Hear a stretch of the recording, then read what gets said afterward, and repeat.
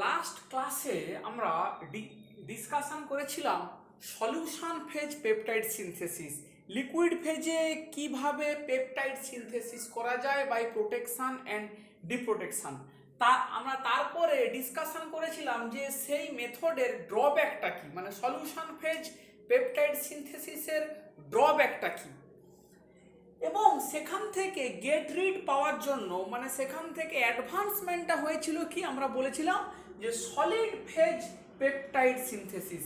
এই solid phase বলতে কি বোঝায় তার একটা প্রিলিমিনারি আইডিয়া আমরা দিয়েছিলাম, এবং এই সলিড ফেজ পেপটাইড সিনথেসিসটার জনককে না সায়েন্টিস্টের নাম হচ্ছে মেরিফিল্ড। মেরিফিল্ড হচ্ছে গিয়ে সলিড ফেজ পেপটাইডের জনক।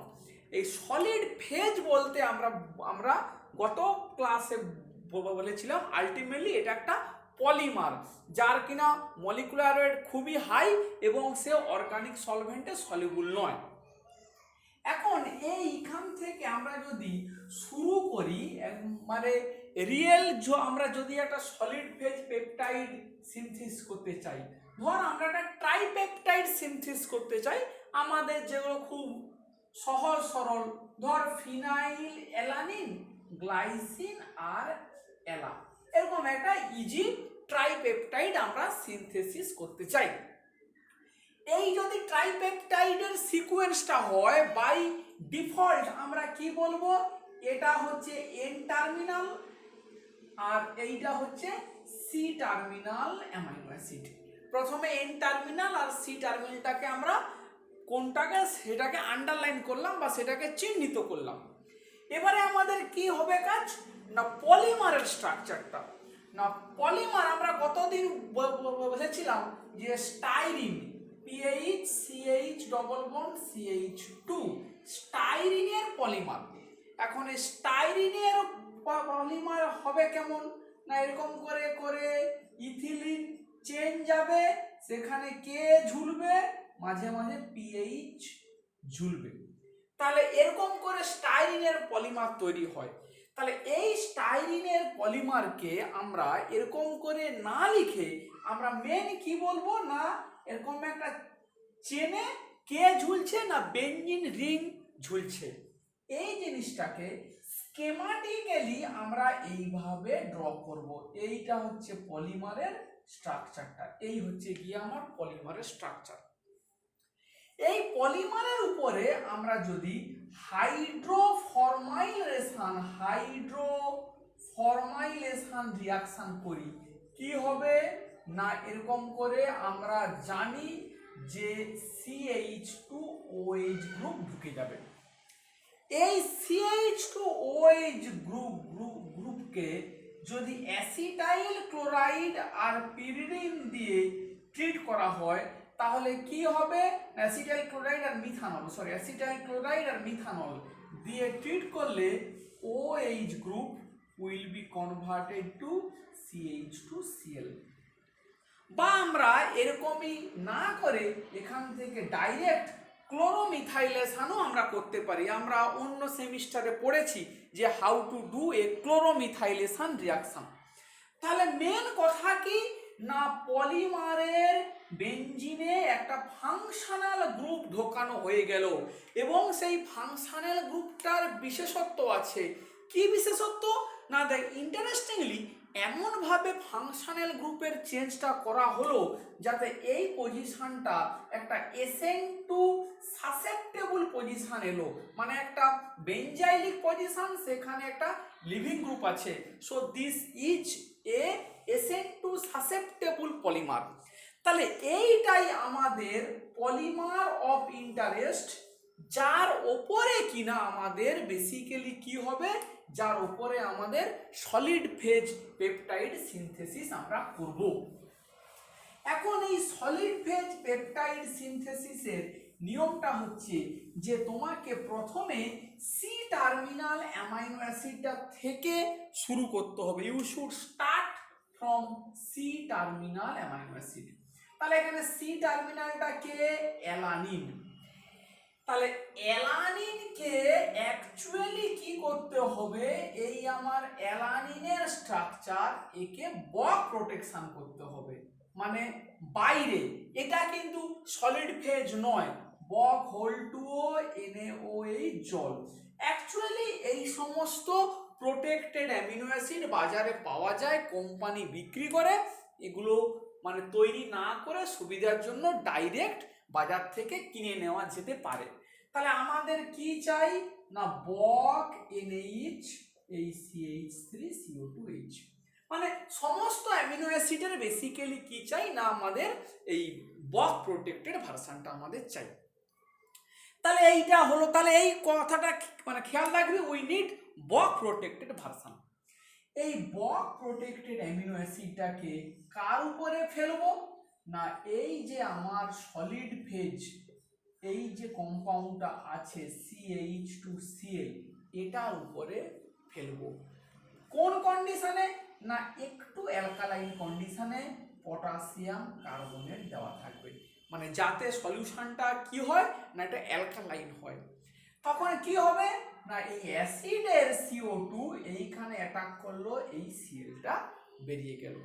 যেই এই রিয়াকশনটা হলো আমরা বলতে পারি যে সি টার্মিনাল অ্যামিনো অ্যাসিডটা অ্যাকচুয়ালি পলিমার, মানে যে কিনা আমার একটা সলিড সাপোর্ট তার গায়ে আটকে গেল।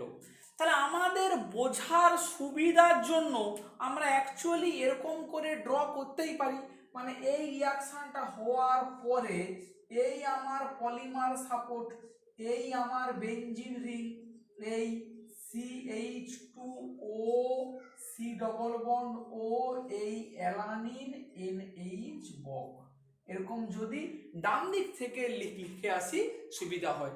বা কেউ যদি এতে ভাবিস যে আমার সময় বেশি লাগবে সেই পাশ থেকেও লিখতে পারিস, কিন্তু ফাইনালি যখন স্ট্রাকচারটা লিখবি খেয়াল রাখবি যে কোন টার্মিনালটা কোন দিকে ছিল, ফলে আমাকে ফাইনালি যখন লিখবি তখন কিন্তু উল্টে দিতে হবে। তাহলে এই আমাদের প্রথম সি টার্মিনাল অ্যামিনো অ্যাসিডটা পলিমারের গায়ে জুড়ে গেল। এবারে কোনো বইতে এই কথাটা লেখা থাকে না, কিন্তু আমার মনে হয় যখন শিখছি এই জিনিসটাকে তখন এইটা একটু বলে নেওয়াটা ভালো। তাহলে প্রথমে এই পলিমারটা নেওয়া হলো, এই অ্যামিনো অ্যাসিডটা সি টার্মিনাল অ্যামিনো অ্যাসিডটা যে কিনা বক প্রোটেক্টেড, তাকে ওর উপরে দেওয়া হলো পটাশিয়াম কার্বনেট কন্ডিশনে, যে হাইড্রোজেন ক্লোরাইডটা বেরোবে তাকে এ কনজিউম করে নেবে, এটা 1 নম্বর। তাহলে দুয়ে কি করব না ওয়াশ করতে হবে, ওয়াশ, এইটাই হচ্ছে মেন কথা। ওয়াশ মানে কি, যেটা আগের দিন আমরা বলেছি, তাহলে সলিড সাপোর্টে এই অ্যামিনো অ্যাসিডটা আটকে গেল, যে এক্সট্রা অ্যামিনো অ্যাসিডটা পড়ে আছে বা যে পটাশিয়াম কার্বনেট রিয়াকশনের শেষে এক্সট্রা যা কিছু হলো সমস্ত কি হবে না সমস্ত এখান থেকে ধোয়া হয়ে বেরিয়ে যাবে। All will be cleared up by the method of washing. দুয়ের দাগে আরেকটা ইম্পর্টেন্ট, সেইটা হচ্ছে মিথানল ট্রিটমেন্ট। এর ব্র্যাকেটে লিখে রাখ ক্যাপিং, এই টার্মটা একটু বোঝানোর দরকার। What do we understand by the term capping? Capping কথাটার মানে হচ্ছে একটা পলিমার চেন, বিশাল লম্বা পলিমার চেন, মানে বিশাল লম্বা, তোর একটা আইডিয়া আছে যে পলিমার চেন কত বড় হতে পারে। তাহলে এই সমস্ত জায়গাতে কে ঝুলছে, ফিনাইল ঝুলছে, পিএইচ সব জায়গাতে ঝুলছে। পিএইচ ঝোলা মানে সেখানে কে আছে CH2Cl, এখানেও আছে CH2Cl।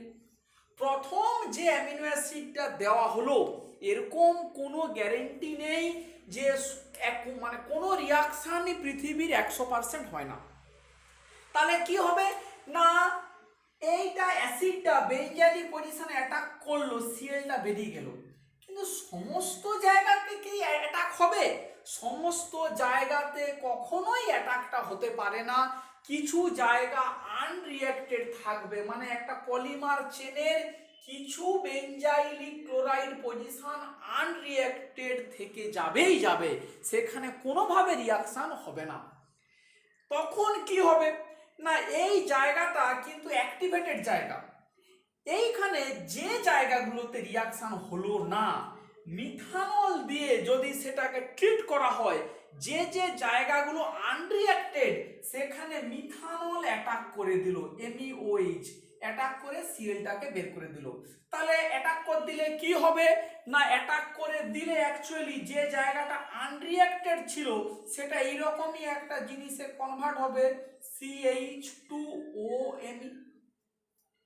এবারে দেখ পরের রিয়াকশনটা যখন আমরা করব, মানে নেক্সট রিয়াকশনগুলো কি একটু খেয়াল কর। এই বকটাকে ডিপ্রোটেক্ট করব অ্যামিন, এরপরে এপাশের যে অ্যামিনো অ্যাসিডটা মানে সি টার্মিনাল থেকে সেকেন্ড যে অ্যামিনো অ্যাসিডটা তাকে জুড়ব। এবারে তাকে জোড়ার আগে এই কাজটা যদি করে না নিই তাহলে কি হতে পারে, সিভিয়ার প্রবলেম, সাইড রিয়াকশন। কেন না, সেকেন্ড যে অ্যামিনো অ্যাসিডটা জুড়বো সে এর সাথে কাপলিং করতে পারে, as well as there will be a possibility যে সেকেন্ড অ্যামিনো অ্যাসিডটা খানিকটা এই যে আনরিঅ্যাক্টেড CH2Cl সেখানে অ্যাটাক করে পলিমারের গায়ে জুড়ে যেতে পারে। তাহলে ব্যাপারটা চিন্তা কর, যে যে CH2Cl গুলো আনরিঅ্যাক্টেড ছিল সেখানে কিছুটা পরিমাণে সেকেন্ড অ্যামিনো অ্যাসিডটা তার অ্যাসিড দিয়ে জুড়ে যেতে পারে। তাহলে কি হবে, ওই সেকেন্ড অ্যামিনো অ্যাসিড থেকে এবারে কি হতে পারে, চেন গ্রোথ হতে পারে, চেন গ্রোথ। তাহলে আমাদের কি পাবো না, অনেক অনেক আনওয়ান্টেড সাইড রিয়াকশন হবে। সেইটাকে বন্ধ করার জন্য এই মিথানল দিয়ে এটাকে রিয়াকশন যেই করিয়ে দিলাম, CH2Cl অ্যাটাক করে ফেললো, এইরকমই একটা তৈরি হয়ে গেল। তাহলে এর রিঅ্যাক্টিভিটিটা স্টপ হয়ে গেল। এইটাকে একটু সুন্দর ভাষাতে বলা হয় ক্যাপিং করা। ক্যাপিং করা মানে টুপি পরিয়ে দেওয়া, মানে ও আর রিয়াকশন করতে পারছে না, ক্যাপ করে দেওয়া হলো, মানে রিঅ্যাক্টিভ সাইটগুলোকে ক্যাপ করিয়ে দেওয়া হলো। বেশ, এবারে এইটার পরে কি হবে, যে ওয়াশ মিথানল ক্যাপিং হয়ে গেল। 3 নম্বরে কি আমরা দেবো না, ট্রাইফ্লুরো অ্যাসিডিক অ্যাসিড DCN3 ওয়াশ। কি হবে, এই বকটা ডিপ্রোটেক্ট হবে। এবারে যদি কেউ মানে ভাবিস সুবিধার জন্য বাঁদিক থেকে লিখবো, পারিস, লিখতেই পারিস, তাহলে এইখানে বেঞ্জিনটাকেও ঢুকিয়ে নিতে পারিস। আর সব সময় বেঞ্জিন মানে দেখানোরও কোনো প্রয়োজন নেই, মানে পুরোটা পলিমারের মধ্যে ঢুকে গেছে, OC ডবল বন্ড ও এই CH3NH2 এটা খুলে গেল। নেক্সট কি দিবি, নেক্সট যে এটা দিতে হবে, সেকেন্ড অ্যামিনো অ্যাসিডটা কি ছিল, গ্লাইসিন, তার কি নেব না বক প্রোটেক্টেড NH CO2H প্লাস কি নেব DCC। তাহলে কি হবে না, এই DCC এর সাথে অ্যাক্টিভ এস্টার তৈরি করবে আর এই ডিপ্রোটেক্টেড অ্যামিনটা এর সাথে কাপলিং করবে। করলে কি হবে, এই OC ডবল বন্ড ও যদি এরকম করে লিখি CH3 amine C double bond O CH2NH Boc ঘুরিয়ে লিখলাম। তাহলে এই পর্যন্ত আমার অ্যালানিন, তারপরে এই পর্যন্ত আমার গ্লাইসিন। প্রত্যেকটা স্টেপের পরে এটা উজ্জ আছে, প্রত্যেকটা স্টেপের পরে ওয়াশিং টু, এখানেও এরপরে কি হবে ওয়াশিং, এরপরেও কি হবে ওয়াশিং। মানে এইটাই হচ্ছে পেপটাইড কেমিস্ট্রির মূল, মানে সলিড ফেজ পেপটাইডে প্রত্যেকটা স্টেপে কি করতে হবে না ওয়াশ করতে হবে, মানে আনরিঅ্যাক্টেড যা কিছু সাইড প্রোডাক্টকে ধুয়ে বের করিয়ে দিতে হবে। এটা হলো। এবারে নেক্সট কি করব না TFADCL কি হবে না এই অ্যামিনটা ডিপ্রোটেক্টেড হবে। তাহলে এই polymer support OC double bond O CH3NH CH2 NHCO CH2 NH2 এইটা হয়ে গেল, মানে গ্লাইসিনটা ডিপ্রোটেক্ট হয়ে গেল। নেক্সট আমরা কি করব, আমাদের 3 নম্বর যে আছে কে কে সেটা না বক ফিনাইল অ্যালানিন নেব, এই CO2H আর কি নেব DCC প্লাস। তাহলে কি হবে, এই আমার পলিমারটা এই polymer O C double bond O CH3 amine C double bond O CH3 amine C double bond O CH2PH NH বক। এই তিনটে পেপটাইড জুড়ে গেল কোথায়? এই পলিমার সাপোর্টে। এবারে কি করব, একের দাগে এই বকটাকে ডিপ্রোটেট করলাম। এই O C double bond O CH3 amine C double bond O CH2NH CO এই PH NH2। তাহলে এইটা আমার কি হয়ে গেল, ট্রাইপেপটাইডটা অলরেডি জুড়ে গেল কোথায় না, ট্রাইপেপটাইডটা তৈরি হয়ে গেল with support of the polymer. Last স্টেপে কি করা হয়, ওই অ্যামিনো অ্যাসিডটাকে পলিমার থেকে ডিগ্রেডেড করা হয়, মানে এই বন্ডটাকে ভাঙা হয়। ওর জন্য কি দিতে হয়, অ্যাকোয়াস হাইড্রোজেন ব্রোমাইড और অ্যাকোয়াস HF হাইড্রোজেন ফ্লুরাইড দিলে কি হবে, এইটা খুলে যাবে। ফাইনালি যখন ট্রাইপেপটাইডটাকে লিখবি জানিস কি না, N টার্মিনাল থেকে C টার্মিনাল হবে লিখতে। তাহলে NH2 CH2PH NH C double bond O NH এই CH3 CO2H এই ফি গ্লাই এলা, এই আমাদের ট্রাইপেপটাইডটা তৈরি হয়ে গেল। তাহলে এইটাই হচ্ছে মেরিফিল্ডের আবিষ্কার, যে এইভাবে সলিড সাপোর্ট, প্রথম সি টার্মিনাল অ্যামিনো অ্যাসিডটাকে একটা সলিড সাপোর্টের উপরে গেঁথে নিয়ে তার উপরে পরপর পরপর বক কেমিস্ট্রি করে করে এরকম করে করতে পারা যায়। এবারে এইখানে একটু বলে রাখি নেক্সট ডেভেলপমেন্ট, যে যখন প্রথম মেরিফিল্ড সলিড সাপোর্ট, এই সলিড মানে পলিমার, এটাকে অন্য ভাষায় রেজিনও বলে, রেজিন সাপোর্টেড পেপটাইড সিনথেসিস, এইটা যখন মেরিফিল্ড আবিষ্কার করেছিলেন তখন কিন্তু তিনি এইভাবে মানে বক কেমিস্ট্রি করেছিলেন, মানে অ্যামিনো অ্যাসিডগুলোকে বক নিয়েছিলেন এবং সেটাকে ডিপ্রোটেকশনের মেথডটা ছিল কি দিয়ে, TFA দিয়ে, এইভাবে হয়েছিল করা। এখন যখন ফার্দার ডেভেলপমেন্ট হয়ে গেছে, মানে এই পুরো কাজটাকে এখন রোবোটিক্সের সাহায্যে, মেশিনের সাহায্যে করা যায়, মানে অটোমেটেড মেশিনের সাহায্যে, রোবোটিক্সের সাহায্যে, রোবটের সাহায্যে সেই মেশিনটাকে বলা হয় পেপটাইড সিনথেসাইজার। অটোমেটিক, পুরো ব্যাপারটা অটোমেটিক, মানে কম্পিউটারের সাহায্যে প্রোগ্রামিং করে দেয় যে কটা অ্যামিনো অ্যাসিড তার সিকোয়েন্স দিয়ে যায়, মেশিনে সমস্ত রিয়েজেন্ট থাকে, সমস্ত প্রোটেক্টেড অ্যামিনো অ্যাসিডগুলো থাকে, অটোমেটিক্যালি পেপটাইডটা সিনথেসিস করে ফেলে কে না, মেশিন। এই অটোমেটেড পেপটাইড সিনথেসাইজার এখনকার দিনে আর বক কেমিস্ট্রি ইউজ করে না, কি করা হয় না এফমক কেমিস্ট্রিটাকে ব্যবহার করা হয়। মানে টোটাল যা শিখলি পুরোটা একই জিনিস, শুধু কি না বকের জায়গাতে এফমক নেওয়া হয়, এবং এফমক কেমিস্ট্রি যখন তখন ডিপ্রোটেকশনের জন্য কি নেওয়া হয় না পাইপারিডিন। না এইখানটাতেই এই নলেজটা দরকার, যে এফমক কেমিস্ট্রি আমরা ওই অ্যামিনের প্রোটেকশনে এফমক আমরা শিখেছিলাম, কিন্তু অ্যাকচুয়ালি এফমক কেমিস্ট্রিটা সলিউশন ফেজে ব্যবহার করা হয় না ম্যাক্সিমাম ক্ষেত্রে, খুব প্রয়োজন না পড়লে। এফমক কেমিস্ট্রি কোথায় ব্যবহার করা হয় না এখনকার দিনে সমস্ত অটোমেটেড পেপটাইড সিনথেসাইজারে এফমক অ্যামিনো অ্যাসিড ব্যবহার করা হয়, আর তাকে ডিপ্রোটেক্ট করতে পাইপারিডিন দেওয়া হয়। যা সেগুলি সবই এক, শুধু বকের জায়গাতে এফমক নেওয়া হয়, TF এর জায়গাতে পাইপারিডিনটা নেওয়া হয়। তো এই পর্যন্ত মোটামুটি আমাদের একটু নলেজটা মানে থাকলো, যে how can we synthesise a dipeptide or tripeptide by solid phase peptide synthesis. তাহলে আমাদের সিলেবাসে আমরা কিন্তু সব কিছুই ম্যাক্সিমাম এই সাইড চেনে কোনো কিছু নেই, মানে সাইড চেনে কোনো ফাংশনাল গ্রুপ নেই, বা আমরা বলতে পারি নিউট্রাল অ্যামিনো অ্যাসিড নিয়ে করব।